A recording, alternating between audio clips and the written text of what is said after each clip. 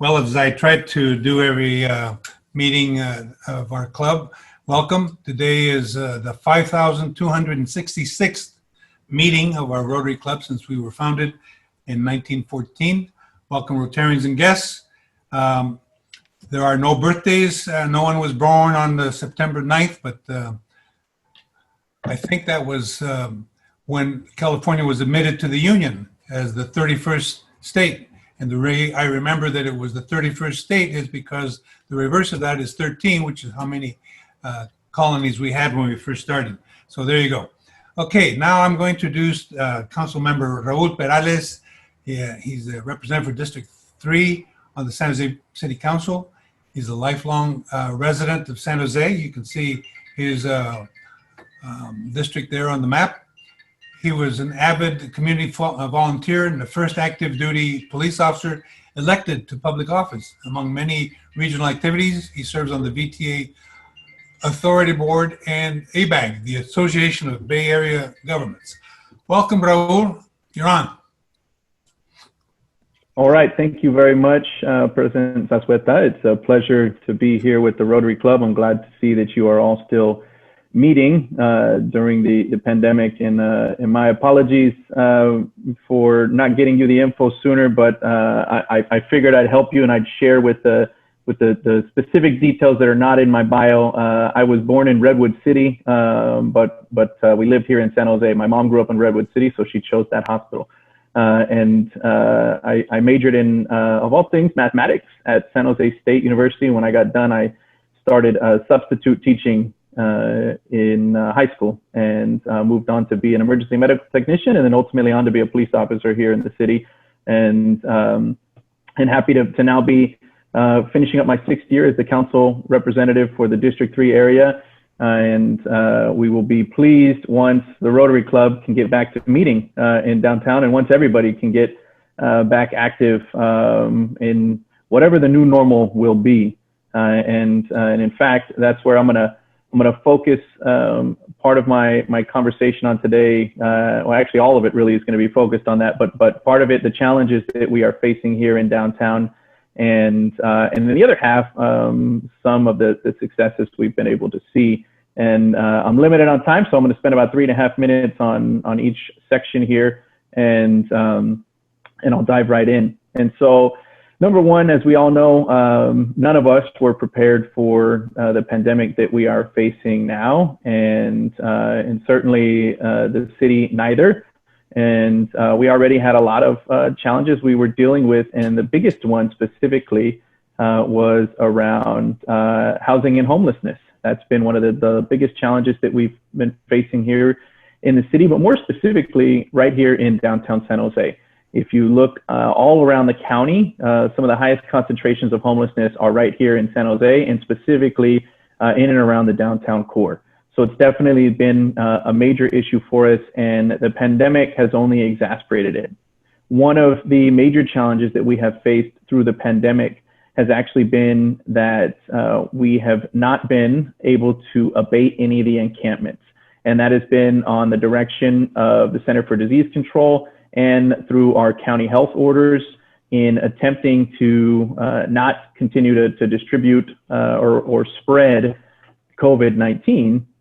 They have instructed everybody not to abate encampments.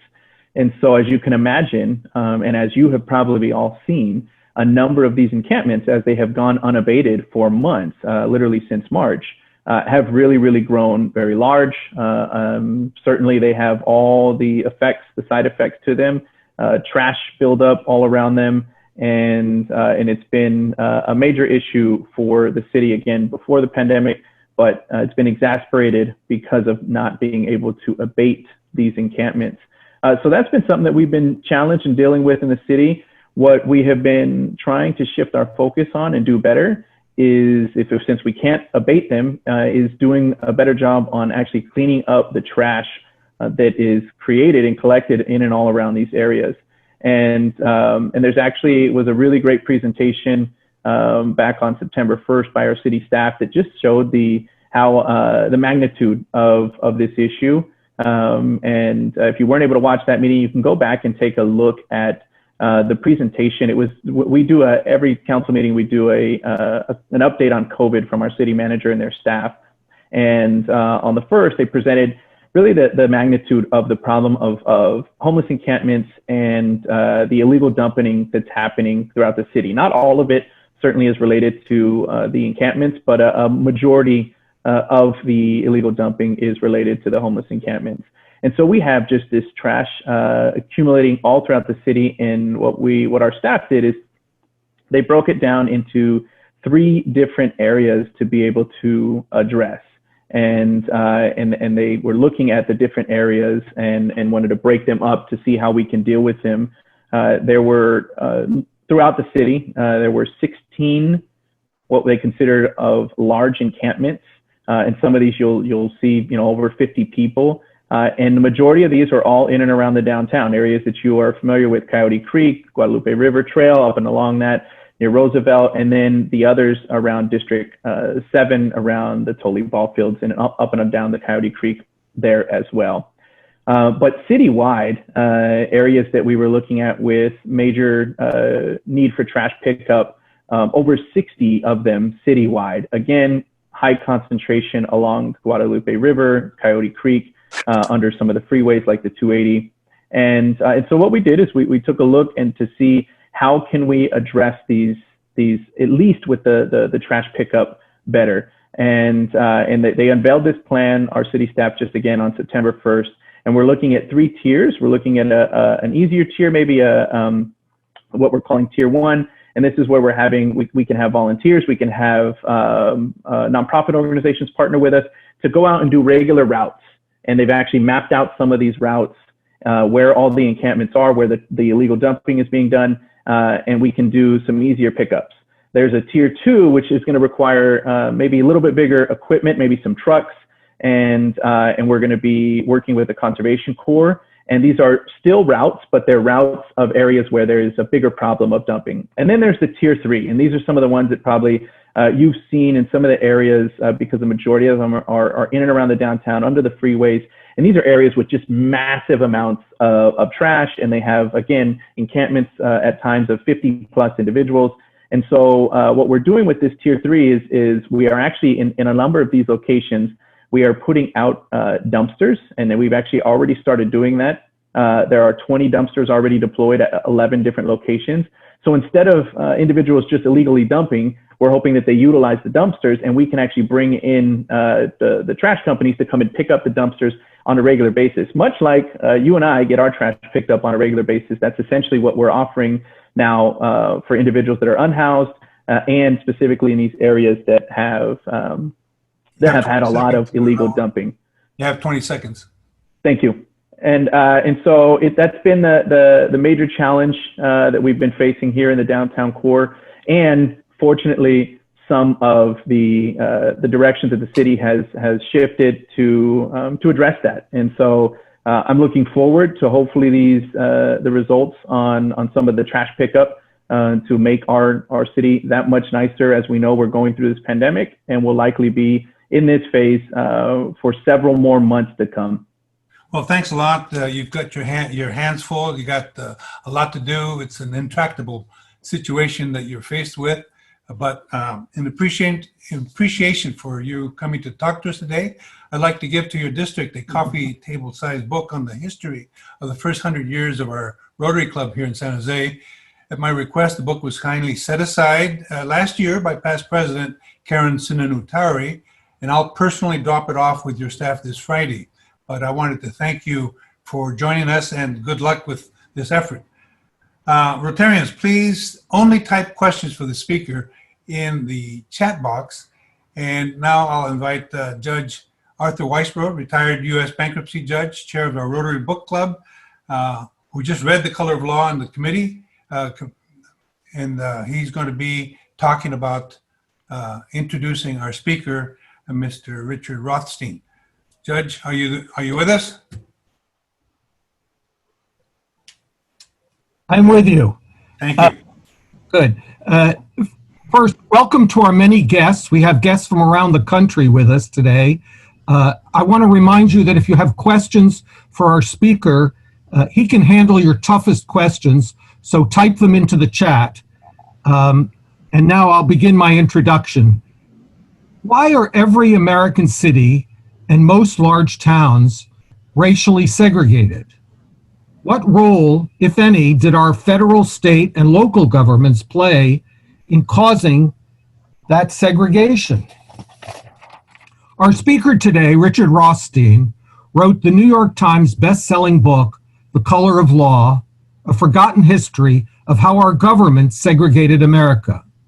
That book, in my opinion, is one of the most important and interesting books that I have read in the past 10 years. Our Rotary Book Club is reading it now at the recommendation of Georgie Tilson, and I strongly recommend it to you. After today's program, you will receive a link from Hicklebee's, a private bookseller, and you can purchase a copy of the book. For this presentation, it is important to understand the difference between de facto segregation and de jure segregation. De facto segregation essentially means voluntary discrimination by individuals and associations. Like, for example, if one of us refused to sell our home to a member of a minority.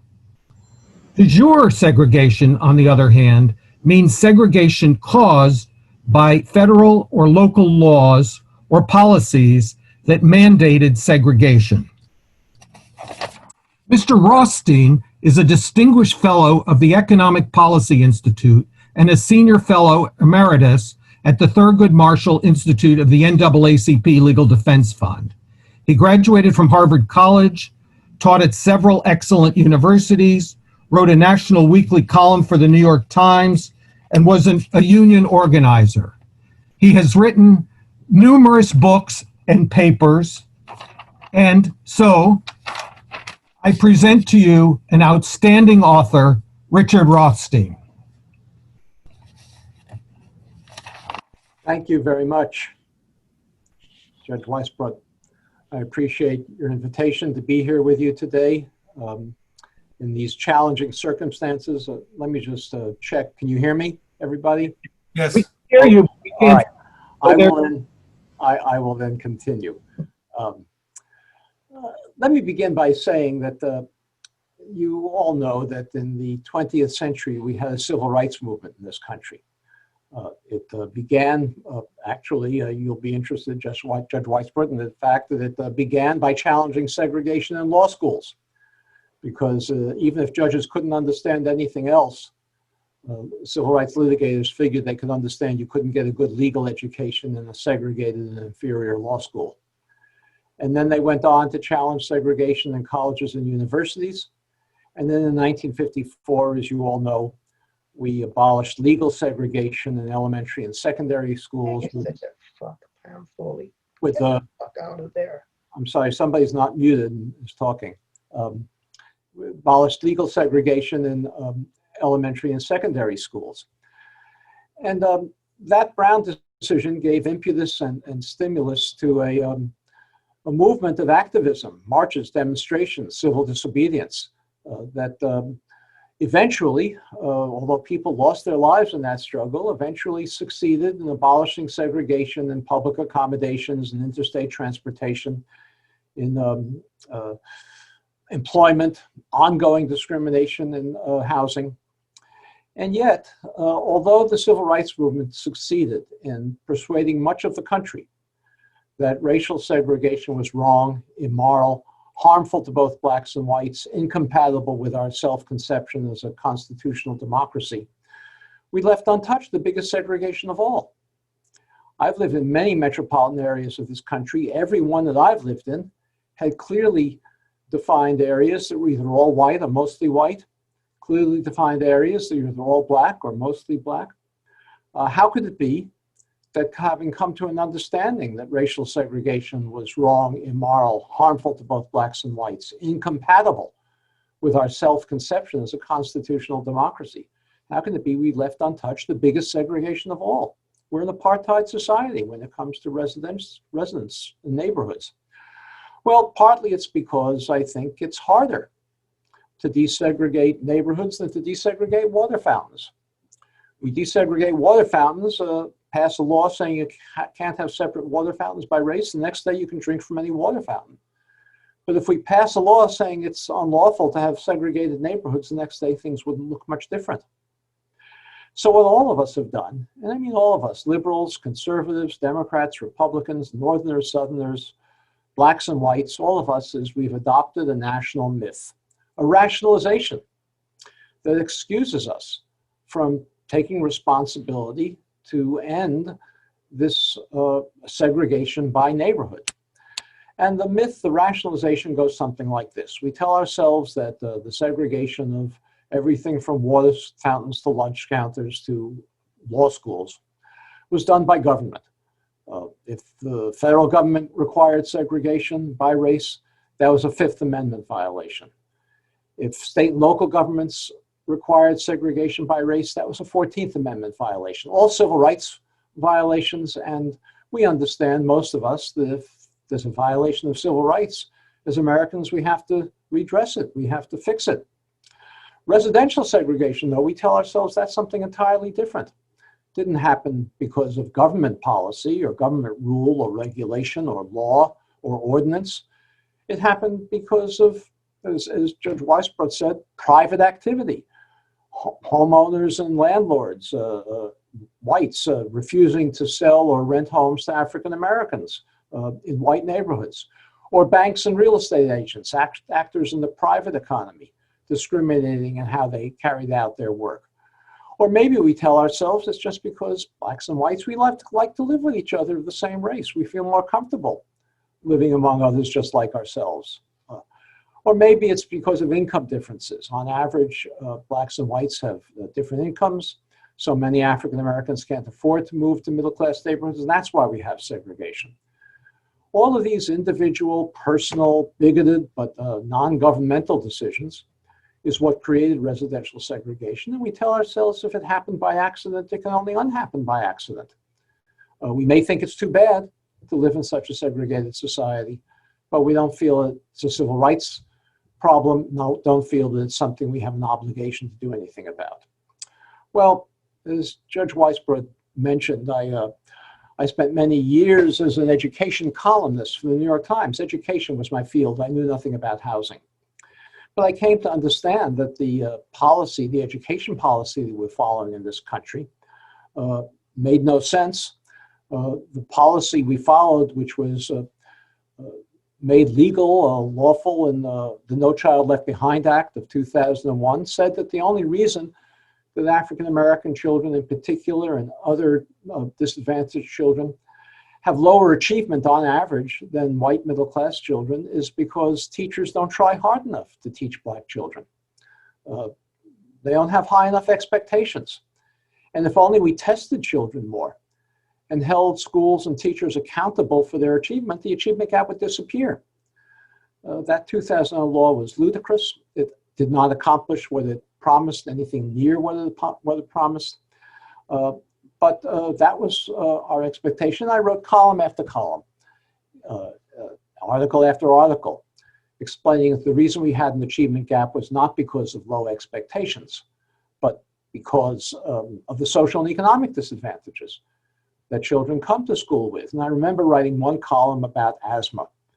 As you may know, black children in low-income neighborhoods have asthma at 4 times the rate of middle-class children. 4 times the rate.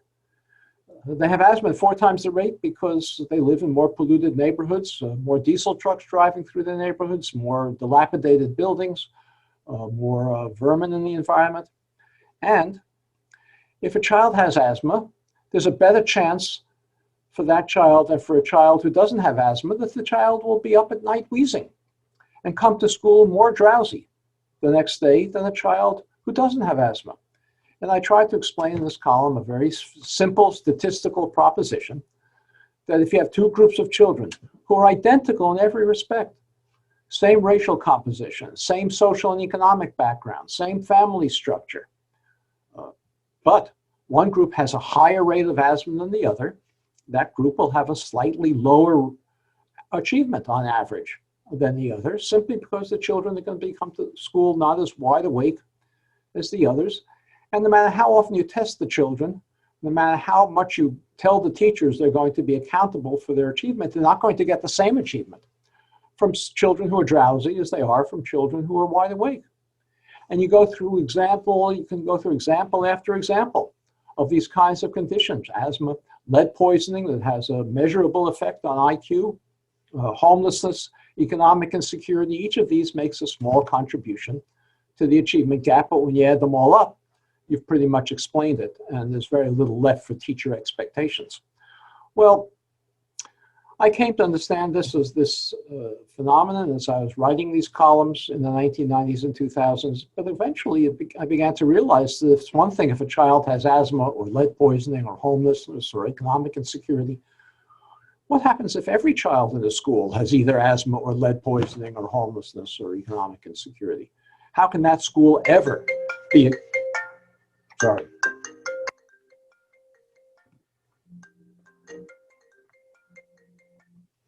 how can such a child ever be expected to have a school like that, ever be accepted to have the same average achievement as a school where children come to school well-rested, in economic secure homes without being poisoned by lead? You can't have that kind of expectation.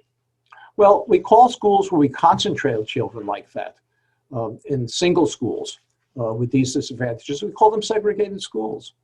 And schools are more segregated today than they ever have been in the last 45 years. And they're more segregated because the neighborhoods in which they're located are segregated. Well, we call those neighborhoods segregated neighborhoods. And in 2007, still concerned with education policy, not with housing, I read a Supreme Court decision that evaluated the policies of two school districts, one in Louisville, Kentucky, one in Seattle, Washington, that had a very, very token school desegregation policy. Both districts gave parents the choice of which school their child would attend, but if the choice was going to exacerbate segregation, that choice would not be honored in favor of a choice of a parent who would not exacerbate it. So if you had an all-white, a mostly white school, and both a black and a white child applied for the last remaining place in that all-white school, the black child would be given some preference. A very trivial program. You don't have one remaining place that both a black and a white child apply for very often. But the Supreme Court denounced this program. The decision was written by Chief Justice John Roberts. He explained that you couldn't do such a thing. The schools, he said, in Louisville and Seattle, it's true, are segregated. But he said they're segregated because the neighborhoods in which they're located are segregated. A pretty wise observation on the Chief Justice's part. And then he went on to say that the neighborhoods are segregated in those communities de facto because of private activity, not because of government. And he said if government didn't create this problem, government is prohibited from taking explicit action to redress it. Well, I read this decision and still being concerned only with education and the issue of school desegregation, but I remembered hearing about something that happened some years before in Louisville, Kentucky, one of these two school districts. In Louisville, Kentucky, there was a white homeowner in an all-white single-family home, all-white single-family neighborhood of single-family homes in Louisville called Shively was the neighborhood. He had an African-American friend living in downtown Louisville, Kentucky, renting an apartment. The African-American friend was a decorated Navy veteran, had a wife and a child, wanted to buy a single-family home in which to raise his family, but nobody would sell him one. So the white homeowner in this suburb of Shively bought a second home in that suburb and resold it to his African-American friend. And when the African-American family moved in, an angry mob surrounded the home, protected by the police. They threw rocks through the windows. They dynamited and firebombed the home. The police made no effort to stop it. But when the riot was all over, the state of Kentucky arrested, tried, convicted, and jailed with a 15-year sentence the white homeowner for sedition. That didn't sound to me, I thought, like de facto segregation. I thought maybe there's something about the history of Louisville that Chief Justice John Roberts didn't know. If the entire police criminal justice system prosecutors were engaged in a conspiracy to maintain segregated boundaries in Louisville. And I looked into it further, and I found that there were hundreds and hundreds of examples of police-protected mob violence that drove African Americans out of homes that they had legitimately purchased or rented in previously white neighborhoods, not just in border states like the South, but here in the Bay Area, in New York, in Chicago, in Detroit, in Baltimore, in Washington, and Kansas City, everywhere in the country. Mob violence, police protected, sometimes even police organized and led, was maintained in order to create racial segregation and maintain racial boundaries. And then I looked into it farther, and I found that there were many, many examples of federal, state, and local policies that were racially explicit, designed to create, maintain, reinforce, and sustain the segregated boundaries that we know today. Let me, in the time I have today, describe a few of the major policies. I don't have time to describe many of them. I go into many, many more of them in my book, but let me describe a few of the major ones. I mentioned that all-white suburb of Shively. In the mid-20th century, we were not yet a suburban country. There were no middle-class, working-class families living in suburbs at the time. Most jobs were in downtown factory districts. There was none of that internet stuff. I guess you know about that more than anybody. We were making things, and the factories had to be located near a deep water port or a railroad terminal. And so workers, both black and white, had to be live near enough to be able to walk to work or take short streetcar rides. So we were not a suburban country at the time.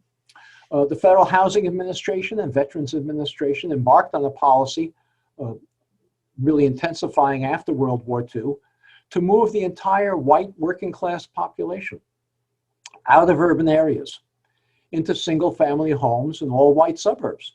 They were beginning to acquire automobiles. They could now drive to work, didn't have to live near their jobs. And so the federal government decided to move the white population out of urban areas into single family homes in all white suburbs. This was an explicit racial policy.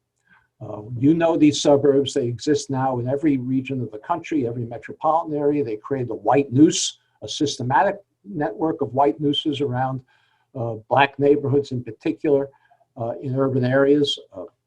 Here in the Bay Area, a well-known one is in Daly City, Westlake. The builder there, Henry Dolger, 15,000 homes he built in Daly City in the mid-20th century. The best one nationally is Levittown, east of New York City. 17,000 homes built by William Levitt. And everywhere in between Westlake and Levittown, these suburbs were created. No bank would be crazy enough to lend Henry Dolger at the time, who was the builder of Westlake, or William Levitt, who built Levittown, the funds to buy the land and build these homes. For which he had no buyers, which they had no buyers at the time. The banks thought it would be it was a crazy idea. They didn't believe anybody would want to move to the suburbs. We weren't a suburban country at the time.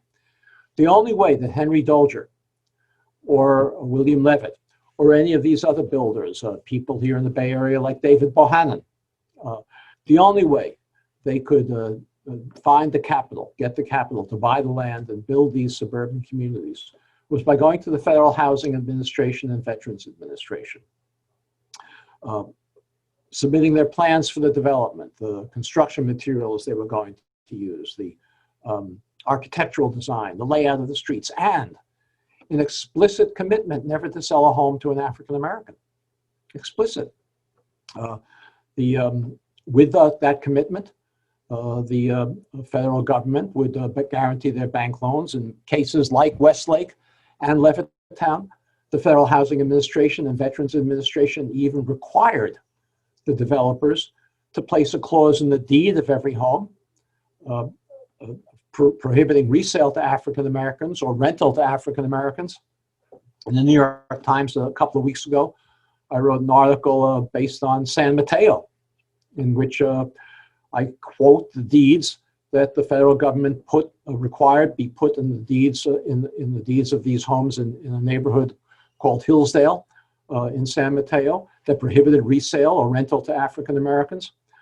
This was done systematically nationwide. And with these bank guarantees that the federal government created, these developers were able to build the subdivisions that we know today. The homes that were built under this program for working class families, people who had jobs in the post-war economy and the post-war boom, not wealthy people, but working class families, were inexpensive.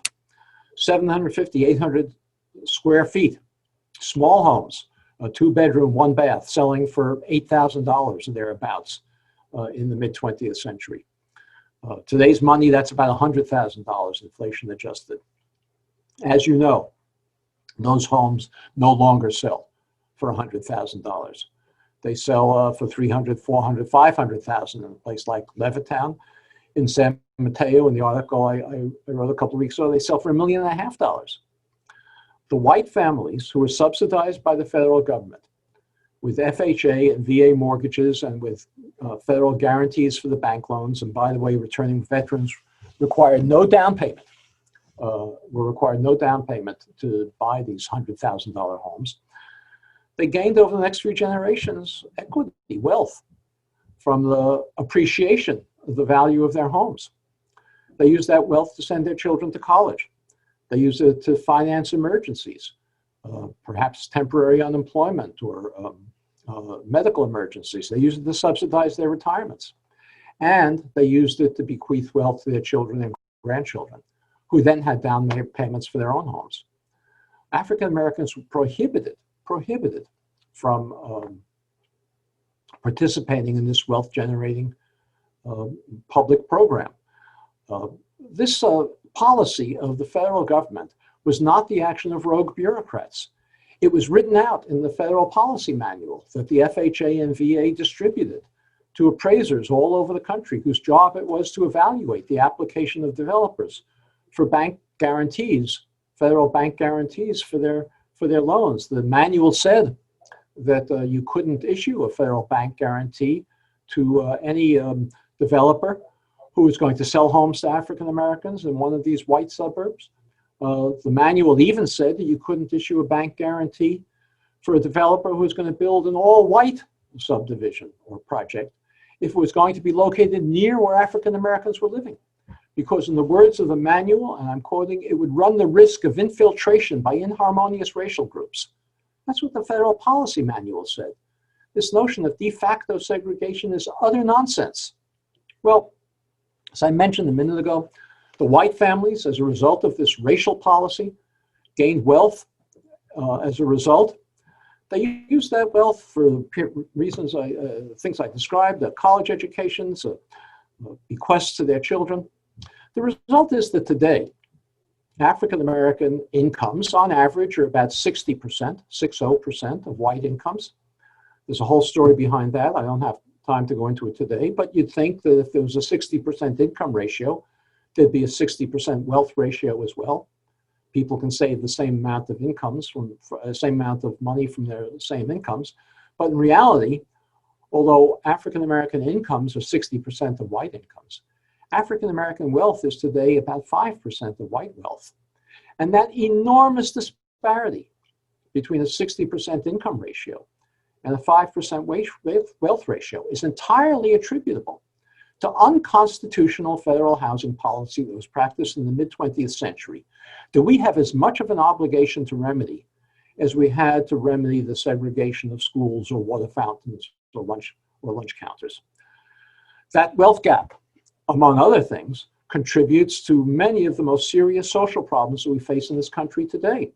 The achievement gap that I talked about in schools that results from the inability of African Americans to have the down payments to move to healthier neighborhoods, and that concentrates the most disadvantaged children in single schools where they bring their social and economic disadvantages to school with them.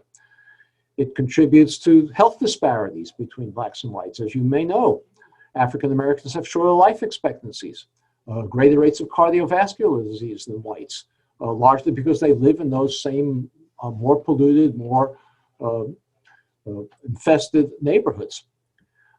It contributes to the mass incarceration of young African Americans and to some extent Hispanics as well as the abuse by police of young black men that we've spent so much time in the last few months demonstrating about in the Black Lives Matter movement and other vehicles. I'm not suggesting that the police wouldn't discriminate in the absence of the wealth gap, in the absence of this segregation. But when we concentrate the most disadvantaged young men in single neighborhoods without access to good jobs or the transportation to get to them, without access to schools with high achievement, it's inevitable that they will engage in confrontations with the police, that the police will adopt the stance of an occupying force, much as police forces in colonial India or the Congo or elsewhere in the world maintained the stance of occupying forces in low-income minority neighborhoods. And the concentration of this disadvantaged population in single neighborhoods, the segregation that we created, in part by this Federal Housing Administration policy and many others that I don't have time to describe today, is responsible for something that's very, very dangerous and frightening to me and perhaps to some of you as well. And that is the racial polarization that we have in this country today, the political polarization that's probably more extreme than at any time in recent memory. That political polarization isn't entirely racial, but it largely tracks racial lines. How can we ever expect to create the common national identity that's needed to preserve this democracy if so many blacks and whites live so far from each other that they have no ability, we have no ability to understand each other's life experiences, to empathize with each other. So the consequences of these policies of segregation are enormous. The policies to redress segregation are well known. There's no mystery about what we need to do. What's missing is a new civil rights movement that's going to make it uncomfortable to maintain the policies of segregation in neighborhoods that we now have, much as the civil rights movement in the 1960s made it uncomfortable to maintain segregation in these other areas of American life. Let me spend a few minutes giving some examples of what some of these policies might be.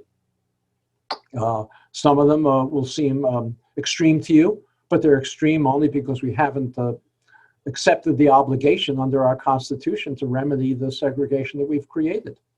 I mentioned before the federally subsidized suburbanization that we created. Homes selling for $100,000, easily available to both African Americans and whites, but only permitted to whites. Now selling for $300,000, $400,000, $500,000. We should have, to remedy that, an affirmative action program in housing. When you have well demonstrated unconstitutional segregation, affirmative action is a justifiable remedy. The federal government should be buying up homes in these neighborhoods for $300,000, $400,000, $500,000, whatever the market rate is, and reselling them to qualified African Americans who have no down payment for homes and who can afford mortgages on a $100,000 home and resell them for $100,000. That would be a narrowly targeted remedy for a very explicit constitutional violation.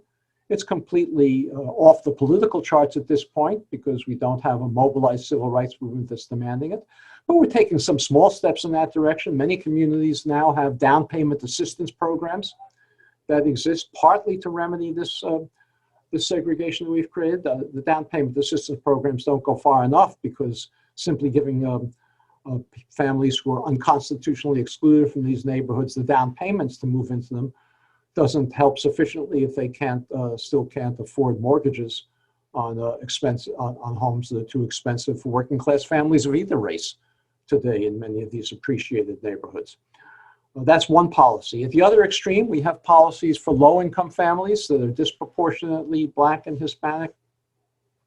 The low-income housing tax credit is the biggest of these. That one provides a subsidy to developers who can create developments or projects that will have units for low-income families within them. The Federal Treasury Department that administers this subsidy to the developers places a priority on placing low-income housing tax credit developments in already low-income neighborhoods reinforcing their segregation. That's backwards. What we need is not to not put any, we should put some projects in low-income neighborhoods. Every neighborhood should have better housing. But we should certainly be placing a priority, much more than we do, on placing subsidized housing for lower income families, disproportionate minority, and higher opportunity communities, where they have access, as I've said, to good jobs, to transportation, to grocery stores selling healthy food. That policy should be reversed. That places its priority on reinforcing segregation. The same thing is true of another low-income subsidy program we have that I think you've probably heard of, and that's the Section 8 program. It doesn't subsidize developers, it subsidizes families themselves to be able to rent housing that otherwise would not be affordable to them. But that program also reinforces segregation today, because landlords, even though they are prohibited in California by law from doing so, frequently refuse to rent to African Americans who have Section 8 vouchers on the ground that they won't process the Section 8 vouchers. It's a very poorly enforced prohibition. And the result is that most Section 8 vouchers are usable only in low-income segregated neighborhoods, reinforcing their segregation. As a matter of legal theory, if you have a policy, once you've created a segregated structure, and you have a policy that's race neutral, it can reinforce that segregation without being racially explicit. So for example, once we created segregated neighborhoods that excluded African Americans, and those neighborhoods then increased in value, these all white neighborhoods, they can then adopt zoning ordinances that prohibit anything except the construction of single family homes, frequently on large lot sizes, that effectively works to perpetuate the segregation that was originally created in an unconstitutional fashion. Those zoning ordinances have a disparate impact in legal terms on minority groups. They should be challenged and prohibited on those grounds. We should have a national policy that prohibits zoning ordinances that exclude all but the wealthiest, which largely tracks mostly white families from neighborhoods. So that's another policy we should follow. There are many, many policies that we should follow to redress the segregation that we've created. It won't happen unless there's a new civil rights movement that makes it uncomfortable to maintain segregated patterns. We now are having in this country a more accurate and passionate discussion about race, about the legacies of slavery and Jim Crow than we ever have had before in American history. Out of that discussion, an awareness of this history is becoming better known, not just because of my book, but there are many books that have been written about this topic and articles have been written about this topic. As a result of that history, a new civil rights movement may emerge. And if it does and addresses residential segregation, I'm hopeful that many of you will support it, if not join it. So I'm glad to answer any questions. I see some questions in the chat, but I won't try to answer them as part of this presentation. I'll let Arthur take the lead in the Q&A session, but I'll try to get to them to the extent that I can. Thank you. Well, I'm going to cover some of them. Thank you very much, Mr. Rothstein. You did an outstanding job. Carl Silker asked, did the constraints in lending policies extend to loans beyond the residential markets? For instance, the Small Business Administration? It may have, but I haven't studied that. I only studied residential segregation. But we do know, I've read, and I've probably read the same things that you have. Certainly there was discrimination in the loans by the Small Business Administration, but I don't know the specifics of that. Did the constraints in lending policies extend? Oh, I'm sorry. If you can, please explain how redlining maps by HOLC impacted areas such as downtown San Jose. That's a question from Jeff Hare. And he also wants to know whether there's a sequel in your life that we're all going to look forward to. Well, I'll take the second part first. I'm an old man. I'm writing a sequel. The sequel is what we can do about the segregation that we created. We'll go into great detail about the kinds of policies I described before that can redress segregation. At my age, I'm not going to predict that I'll finish it, but I'm going to try. And if so, I hope it will be helpful to you. So far as the HOLC maps go, in 1934, the federal government created something called the Homeowners Loan Corporation. Its original mission, we were in the Depression, you recall, and many, at that time, the typical home mortgage, and it was for upper middle class families, most working class families didn't get these mortgages, but the typical mortgage lasted from 5 to 7 years. It wasn't amortized, it was interest only. And at the end of the 5 to 7 year period, you had to refinance it. So the homeowners loan, and many people were falling into default as a result because no bank loans were available in the Depression. So the Homeowners Loan Corporation was created by the New Deal in order to refinance these 5 to 7 year mortgages with long-term, at that time 20 years, they now become common at 30 years, but with long-term amortized mortgages, in which a portion, as you know, of your monthly payments would be attributable to principal as well as to interest. And so you would gain equity and the amount of principal owed would go down. It refinanced many, many mortgages on that basis.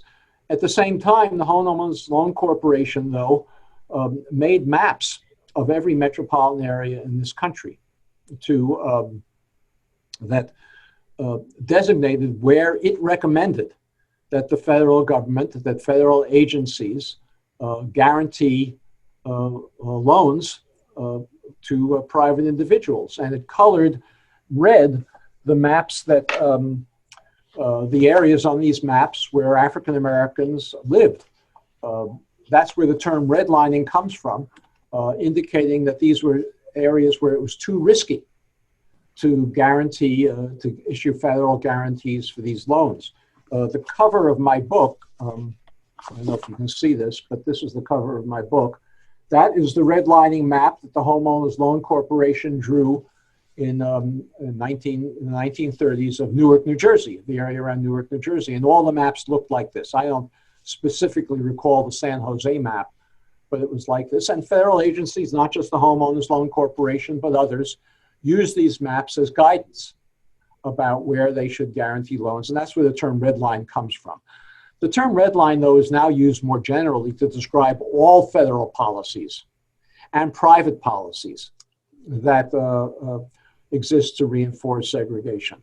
So, for example, the program I talked about before, where the federal government refused to issue guarantees for developments in suburbs that would include African Americans. That's sometimes called redlining.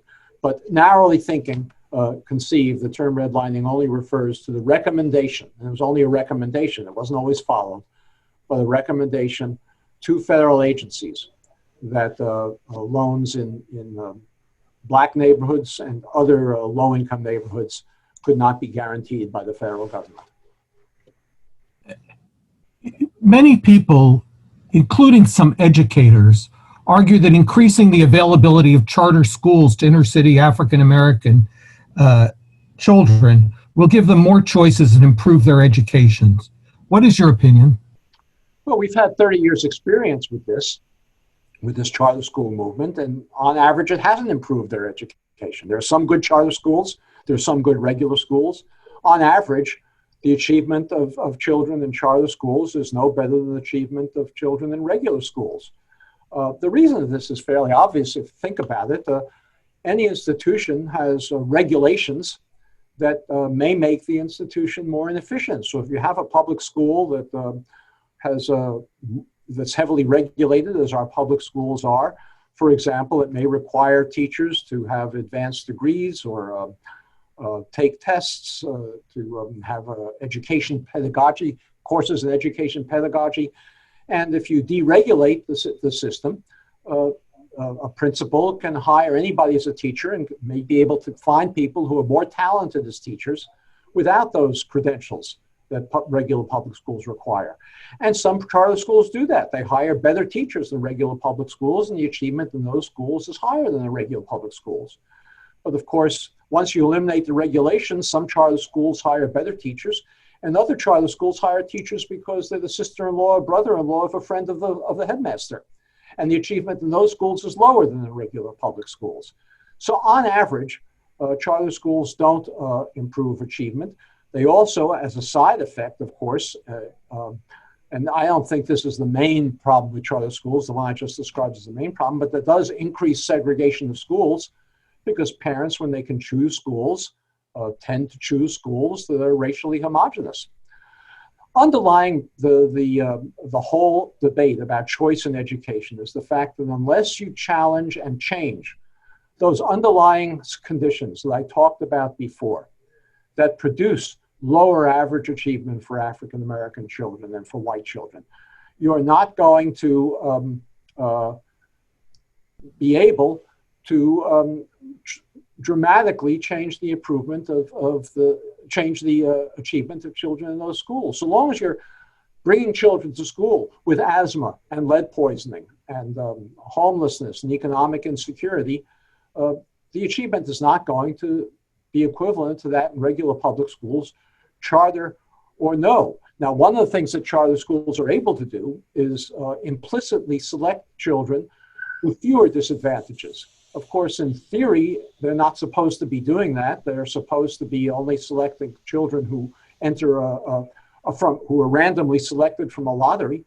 But the choice to enter a lottery is a choice that is not characteristic of average children. Parents who enter the lottery for charter schools are typically more highly motivated, more educationally oriented, typically have more education themselves. And so charter school students are typically a self-selected group in that sense of more advantaged children, and that gives them an advantage as well. The fundamental problem with our education system today is that some schools enlist children with greater social and economic disadvantages, and that's the problem that we need to address. You propose to fill vacancies at places like Levittown with African Americans with very reduced mortgages and no money down. But how can the government give financial benefits worth hundreds of thousands of dollars only to a relatively few African Americans without giving similar benefits to the rest? No policy is going to solve this problem on its own. Take Levittown, for example, the example that you gave. Levittown today is about 2% African American because the Fair Housing Act said that if you can afford to buy a home for $500,000, very few working class families of either race can do that, of any race or ethnic group can do that today. But if you can afford to buy a house for that at that level, you no longer can be prohibited on account of race. So the result is that 2% of Levittown is now African American, people who can afford it. But Levittown is in a neighborhood that's about 15% African American. So that difference between the 2% and the 15%, that 13%, is what's attributable to unconstitutional policy that has never been remedied. So what if the government did buy up 13% of the homes in Levittown? It may have to set up a lottery to assign those the opportunity to purchase those homes to qualified African Americans. We have lotteries for many programs. The Section 8 program, for example. Only 1/4 of low-income families who need Section 8 vouchers get them. There's a lottery to assign the rest. It's a very unfair system. You know, we don't have a lottery to decide which homeowners get mortgage interest deductions, but we have a lottery to decide which low-income homeowners get a subsidy for Section 8 vouchers. But we can assign by lottery applicants for homes in Levittown the same way we assign by applicants for Section 8 vouchers. Our president asks, is gentrification a means of correcting urban segregation? Yes, gentrification could be a very, very positive program. The problem is it's not controlled, and therefore what gentrification typically does, and places like Oakland is probably the prime example in the country of where this is happening. Gentrification typically converts a low-income segregated minority neighborhood into a high-income segregated, mostly white neighborhood. So in the long run, it doesn't create non-segregation. Transitionally, it looks like it's creating non-segregation, but over time it doesn't. But again, we know the policies to make gentrification a healthy phenomenon. Rent control is one. Limits on condominium conversions is another. Inclusionary zoning policies that require subsidized apartments to be part of any development in the gentrifying neighborhood. These are all policies that we could maintain to prevent the massive displacement of existing residents, minority, low income, into newly segregated places in the Bay Area. People who used to live in Oakland but no longer can afford to live there are moving to places like Antioch or Modesto. We can prevent this displacement and ensure that gentrification can be a healthy phenomenon. We're not doing that now. I think every community should be gentrified. Every community should have a mix of affluent, moderate, working class, and low-income families. That would create a healthy democratic society. You suggest that some of the evidence that you've marshaled in segregating America is not up to court standards. Is some of it up to court standards? Or do you think the Supreme Court could be convinced based upon the evidence you have marshaled? Well, when I say it's not up to court standards, it's because present jurisprudence, present courts are wrong in how they address racial issues. And as you know, and as I think even non-lawyers and non-judges know, the Supreme Court has been wrong many times. You know, it thought separate but equal is fine up until 1954. It permitted until 1948 courts to evict African Americans from homes that they had legitimately purchased in violation of one of these federally ordered deeds. So the Supreme Court has been very, very wrong about racial issues in the course of its history. I'm not an expert, I'm not a lawyer. It's probably been wrong about a lot of other things too, but I only know about its racial history. And I think it's wrong today. In the decision that I described earlier in the case of Louisville and Seattle, in claiming that the neighborhoods of Louisville and Seattle were segregated de facto without government participation. So can the Supreme Court change? I'm confident that it can change and will change. It follows public opinion and frequently. There was a very well-known journalist around the turn of the 20th century, not this last one, but 120 years ago. Maybe you recall reading about him. His name was Peter Finley Dunn, and his articles typically described an Irishman sitting in a bar spouting off wisdom. And his most famous aphorism was, the Supreme Court follows the election returns. And that was true then, it's true now. And I am confident that if we have a new civil rights movement that makes it legitimate to redress segregation, the courts will follow. Well, thank you, Mr. Rothstein. I think we have reached the point here where I have to interrupt and beg your pardon. Very thought-provoking. I think what you've written ought to be required reading for many of our elected officials. I think they might begin to see their jobs a little bit differently.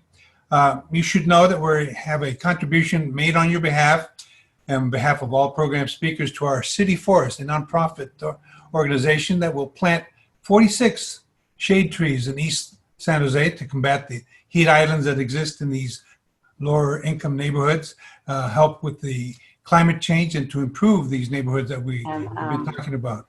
So I hope we have your mailing address, and I'll send you a thank you note. I do have a few announcements. I want to make sure. About all the institutionalized. I'm sorry. Can I continue with my comments? We are announcing now that the Fun and Friendship Committee has some fun events coming up: whiskey tasting, bingo, and yoga. So check them out. Maybe you have to register for them. Don't forget the free barbecue September 16th from 4 to 6.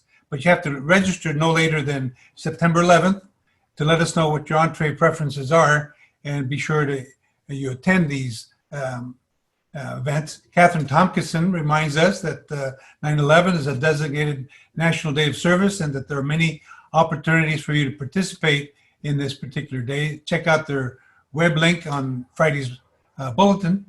And finally, don't forget to email Gay Crawford with your good news before September 30th, the last Wednesday, for your fine opportunity to ring the bell. And that's it, 1:15. Paraphrase my favorite immigrant governor, hasta la vista, Rotarians. This Zoom meeting stands adjourned.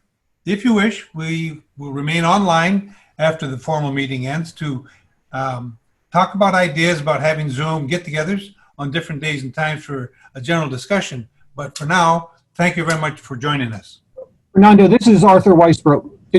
Can people stay on and talk to Mr. Rothstein if he has the time to stay? If he has the time and is willing to, we'd love it. Well, let's ask him. Mr. Rothstein, are you there?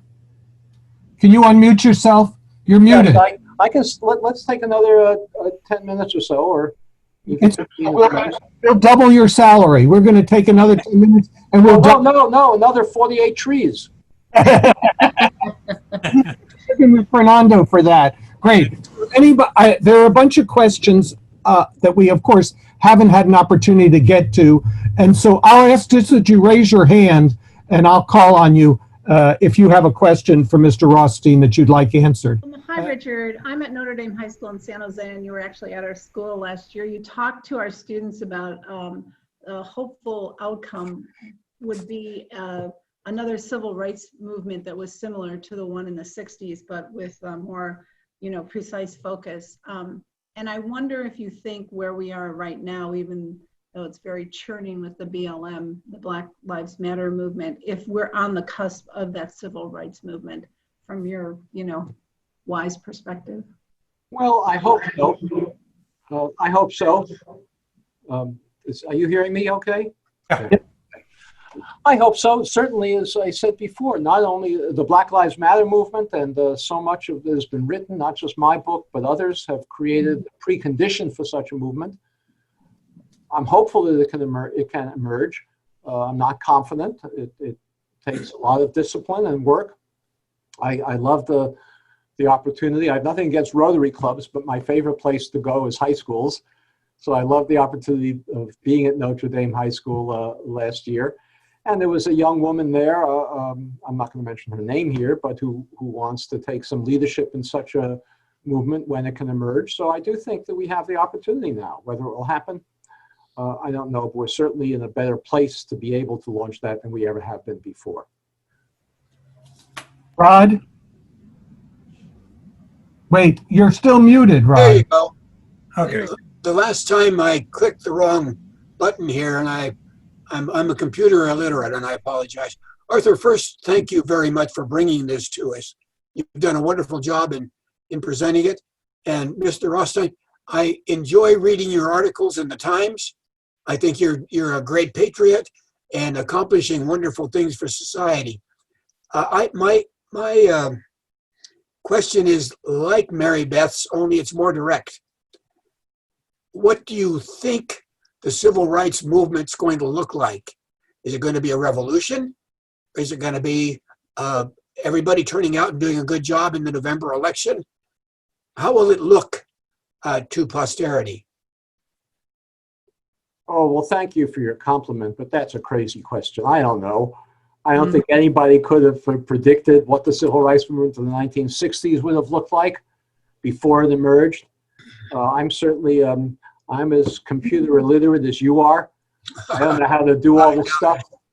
I don't know how to do all this stuff that the young people do these days with their, thumbs and all to organize others. I wrote in the Times, a couple of weeks ago about this article I mentioned before about San Mateo.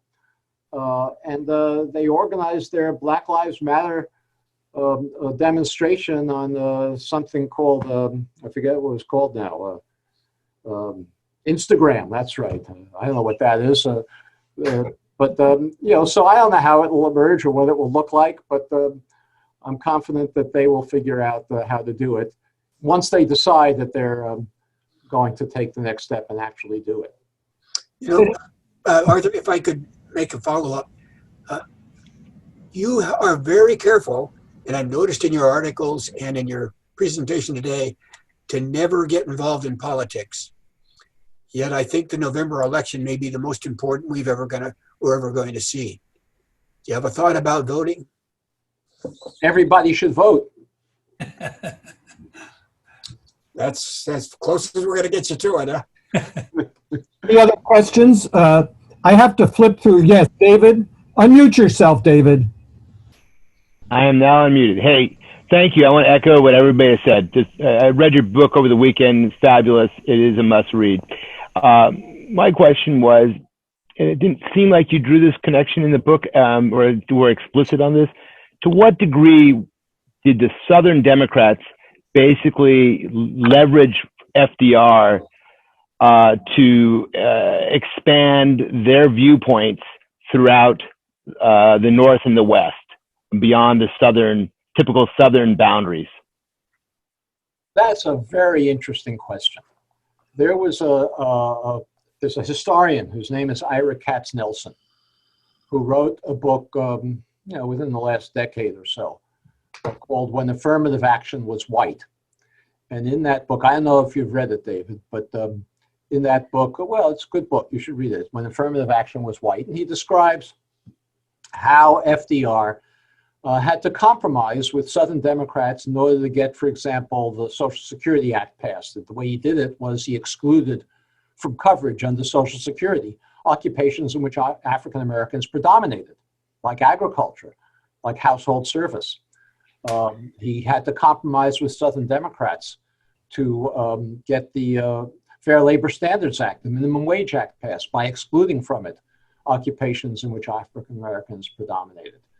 So there was, and that's absolutely accurate. That description that Ira Katz-Nelson gave is accurate. However, that does not explain residential segregation. Southern Democrats who segregated their schools, for example, never objected if schools were non-segregated in the North or the Midwest or the West. They only wanted to preserve segregation in their own states. If the federal government had, for example, insisted on segregation in southern subdivisions, to take the example I used before, but permitted developers or required developers to follow the Constitution in northern subdivisions like Levittown or like Westlake, Southern Democrats wouldn't have objected. So I don't think you can attribute this to Southern Democrats. The Democratic Party as a whole, really until Lyndon Johnson's time, was a policy of segregation, was a party of segregation, rather. In the book, and I know we don't have too much time, but I describe how in 1913, Woodrow Wilson, who was the first Southern Democrat ever elected to the presidency after the Civil War, embarked on a program for the first time to segregate the previously integrated federal civil service, fully integrated prior to 1913. Curtains were placed in federal office buildings to separate black and white clerical workers. African Americans were fired, many cases fired, if they happened to be supervising whites. That was no longer permitted. Well, one of the biggest federal departments at that time was the Navy Department. The official responsible for segregating the employees in the Navy Department was the Assistant Secretary of the Navy. His name was Franklin Delano Roosevelt. Now, I'm not suggesting that this was Roosevelt's idea. I'm not suggesting that if it was up to him, he would have done it. Maybe he would, maybe he wouldn't. He certainly didn't object to carrying out this policy. So the Democratic Party was a party in which segregation was its ethos, North and South. The New Deal recruited African Americans to the Democratic Party. Previously had been Republicans. The African Americans typically voted for Republicans prior to 1936. In 1932, they opposed Roosevelt. They supported Herbert Hoover for the most part. African Americans switched to the Democratic Party because they got benefits for the first time. I didn't describe many of them in my talk. I didn't have time. But for example, public housing was always segregated when it was created. Separate projects for whites, separate projects for African Americans. Most of them were for whites, not for blacks. But prior to the New Deal, African Americans got no housing at all from the federal government. So when they got segregated housing, that was a benefit that they had not previously enjoyed. It was on a segregated basis, but many of them considered segregated housing better than no housing at all. And so they switched to supporting Democrats. But the Democratic Party was, I say, a segregationist party, North, Midwest, West, and South, until the time of Lyndon Johnson. Any other questions before we say goodbye to Mr. Rothstein? Okay. George? I just want to make sure that we don't get the impression that all of this is strictly with respect to only our Black population. The same is true out here in the West Coast with a number of minorities that are here. I pointed out that East San Jose is largely Latino because of those very same proscriptions in land sales that existed. And the same thing with the Chinese and the Japanese and the Filipino and the Sikh, so many of them. So this is a nationwide problem that you've identified. It's set right now primarily Black and white, but it's true throughout the country. Is that not right? It's partly true. It's partly true. When these policies were implemented in the mid-20th century, there were no Mexican Americans or other Hispanics to speak of anywhere except California, Texas, Colorado, on the West Coast. So these policies that the federal government was implementing were directed specifically at African Americans. I talked before a minute ago, I didn't have a chance to do it in the main talk, about how public housing projects were built on a segregated basis, one for whites, one for Blacks. There weren't projects for Hispanics. There weren't any elsewhere in the country, except for Texas and California and Colorado. So it's partly true. Certainly Hispanics in particular, Mexican Americans in particular, were the victims of state-sponsored state discrimination in these Western states. But the federal government really didn't get involved in anti-Latino discrimination, simply because it wasn't thinking. Most of these policies most of the country was on the West Coast. We had small populations relative to the rest of the country here in the mid-20th century.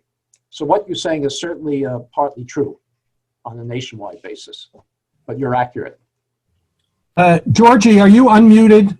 Did you unmute yourself? Me now? Go ahead. Okay, good. Thank you. Mr. Rothstein, a few years ago, I came across Ira Katznelson's book, and it absolutely dropped my jaw to read that and understand how federal government and political prejudices shrank the potential of this culture and this democracy. But for you, you have given a real challenge, because the information that you have surfaced, I believe, is so particular and pointed to any individual who is a person of conscience, willingness to be a citizen, a good citizen, and have ideals for the life that we should be living. So I thank you so much for producing this book, and it's a real pleasure to see your face and to hear your voice, and the beauty of and eloquence of your introduction, what posed the problem, and how you came to answer it. And thank you again so very much. Listen, on that note, we have to end. I don't know what you could say in response, Mr. Rothstein, but that sums it all up. So let's give a big hand for our speaker. And you really did an outstanding job. If you'd like to say something in response, please do, and we'll say good afternoon. Thanks so much. I'm just grateful for your invitation to be with you. I wish it was possible to be there in person. We all know what the situation is. Maybe someday I'll meet some of you in person. But thank you. Thanks so much, Richard. Appreciate it.